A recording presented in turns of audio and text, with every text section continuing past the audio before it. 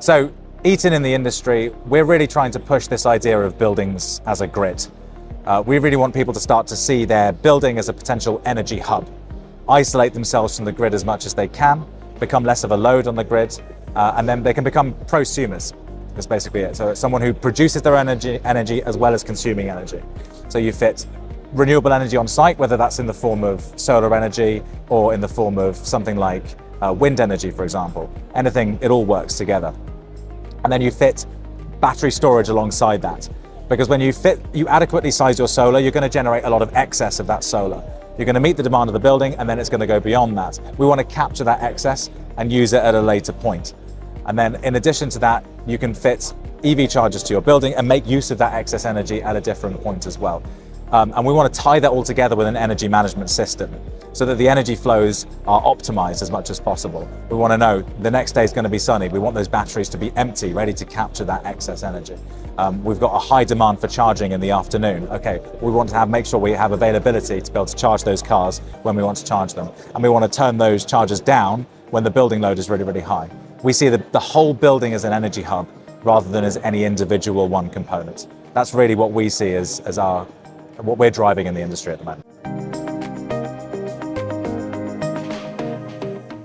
Well, our standard's got a large number of products on them at the moment.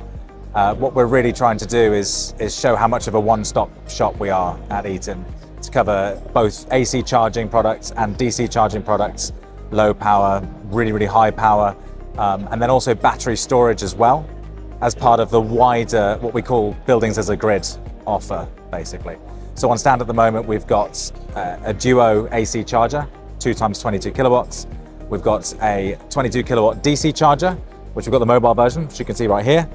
We've also got a 60 kilowatt and a 30 kilowatt DC charger.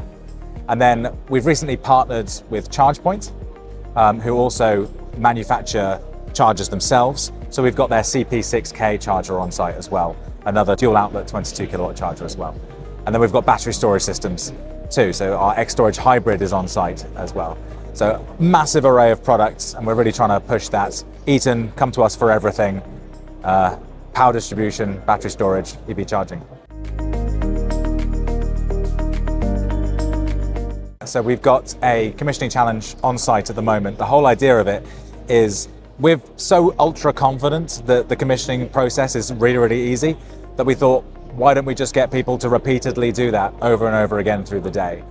So we've got our Green Motion building. It's our single outlet, 7.4 kilowatts up to 22 kilowatts AC charger on site. We've got one of those ready to go. It's a fully functioning charger. It's not wired up to actually charge, so there's no risk there at all.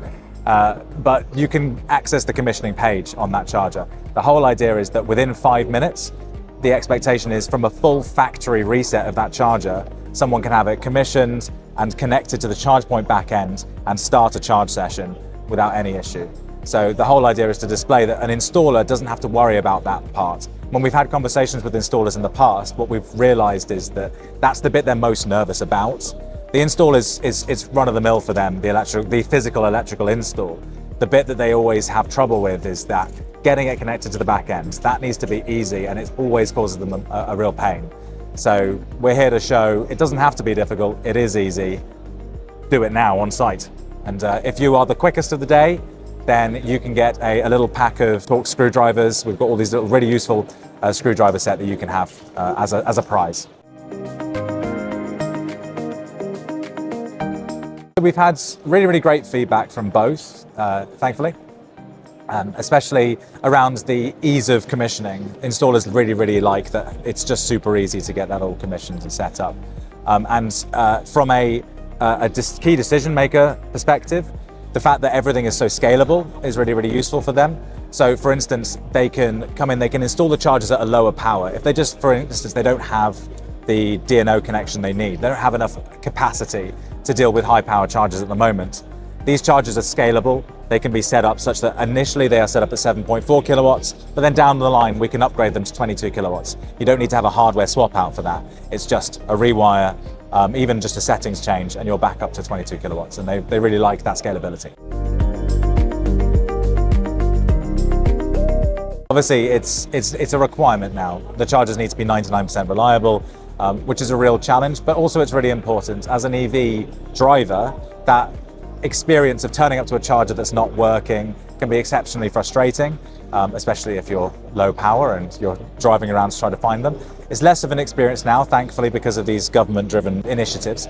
So from our perspective, what we're really trying to do is bring in that software side. So we've got predictive maintenance, we've got remote firmware updates. The whole idea is that we have what we call Charge Central, and it sits in between that back end and our actual charger.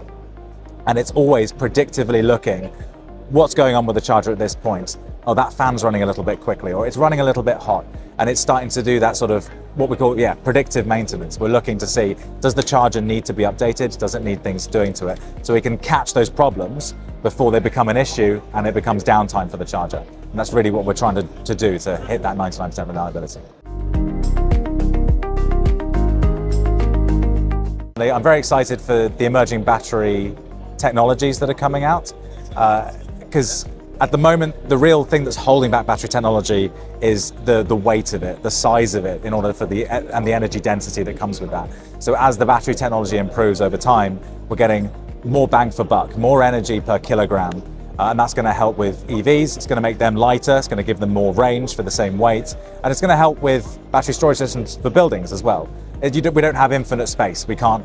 If you want to fit megawatt hours worth of energy on the side of a building, you need a lot of space for that. So when the battery technology improves, and it's coming, things like solid-state batteries, it's going to be really exciting to see what that does.